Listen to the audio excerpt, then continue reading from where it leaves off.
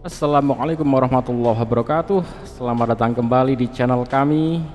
Oke sahabat semuanya, pada kesempatan kali ini kita akan bahas sebuah teknologi mesin uap. Mesin uap ini ditemukan oleh James Watt di tahun 1600-an sampai 1700-an ya, dikembangkan.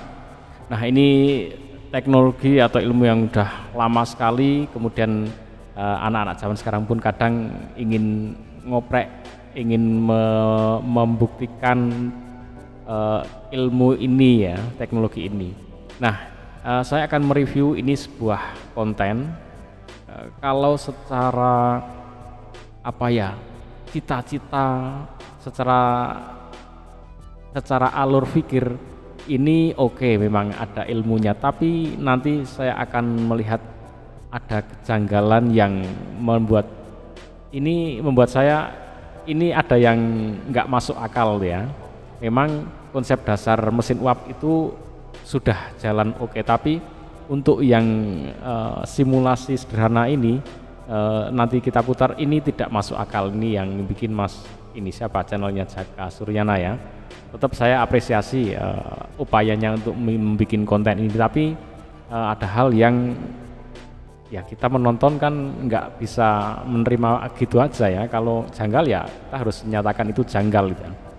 Bahkan saya bisa mengatakan nggak masuk akal juga boleh gitu.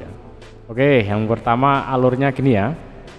Alur mesin uapnya itu ini yang pertama satu sumber api, bisa dari bracket batu bara. Nah, ini lilin. Kemudian di sini tangki ya. Tangki nanti diisi air, nanti airnya ini akan panas menjadi menguap. Nah, ini mulai janggal lagi nanti di sini menjadi uap. Nah, uapnya ini akan keluar ke sini ya, ke sini. Nah, di sini akan mendorong, ini ada kayak suntikan ya, suntikan tinta printer itu juga bisa. Nah, ini udah diambil sealnya.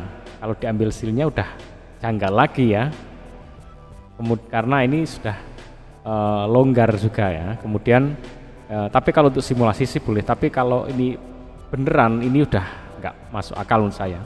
Kemudian ini akan mendorong, dorongan ini akan mendorong ini ya, tuas kawat ini. Nah, ini dibuat modelnya belok kayak poros engkol ya. Nanti kalau dia dorong maju mundur ini akan menjadikan sebuah putaran seperti poros engkol pada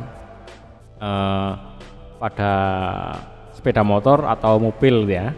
Nah, kemudian ini akan menjadi berputar, terus berputar seiring dengan dorongan dari mesin uap ini. Nah, itu cara kerjanya seperti itu ya. Kalau ini didesain seperti ini ya, ini penyangga-penyangga untuk membuat dia bisa stay ya. Nanti kejanggalannya apa aja kita akan ungkap ya, kita akan bongkar nggak masuk akalnya di mana ya. Tapi boleh salah bikin konten, tapi nggak masuk akal juga boleh ya kan. Oke, coba kita putar dulu ya, seperti ini teman-teman.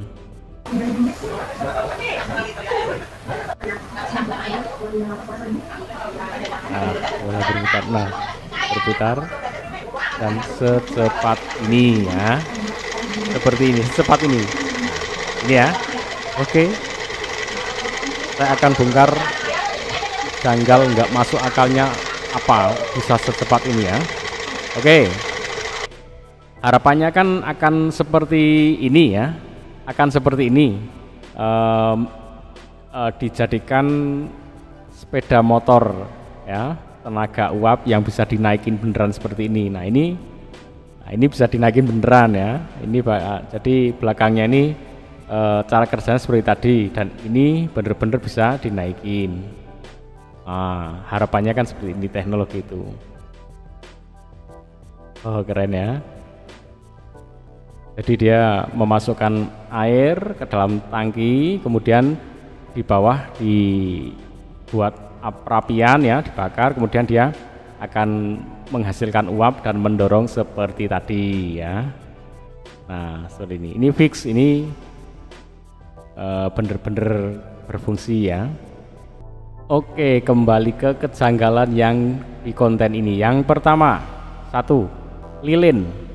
Lilin sekecil ini tidak memungkinkan untuk membuat air yang ada di dalamnya ini ya menjadi mendidih. Apinya terlalu kecil. Mendidih, bahkan untuk mendidih dan mengubah air menjadi uap itu butuh energi yang lebih besar ya. Kalau cuman api yang upli-upli kecil seperti ini, dia tidak mampu menjadikan dia menjadi uap yang cukup banyak sehingga mampu mendorong ini ya. Satu kejanggalan yang satu yang nggak masuk akal. Yang kedua, nah, nanti kita lihat ini pembuatannya. Ini dibuang silnya ya, sil yang warna hitam itu, pistonnya ya, itu dibuang. Maka kalau ini dibuang, uap ini akan gampang sekali nembus lewat samping-sampingnya ya, jadi tidak mampu menghasilkan dorongan di sini. Yang kedua ya.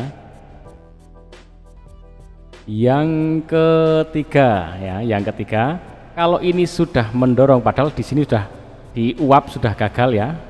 Satu, yang kedua di dorongan ini sudah gagal menurut saya. Yang ketiga, kalau ini sudah dorong, misalkan piston sampai sini didorong, terus gimana baliknya? Nggak ada katup pengembaliannya, atau kalau di desain yang beneran itu kan saat dia sampai belakang sini maka dia akan didorong oleh uap yang lewat belakangnya. Saat dia sampai posisi sini akan didorong oleh uap yang lewat depannya, jadi dia akan didorong bolak-balik ya. Kalau ini enggak, jadi ini kejanggalan yang 1, 2, dan 3 ya. Ya, kemudian berikutnya, kalaupun toh ini menjadi uap, uapnya kan sangat sedikit ya, uapnya sangat kecil, sehingga kalau uap yang sekecil dari hasil lilin ini sangat tidak masuk akal untuk membuat putaran yang sekencang ini ya.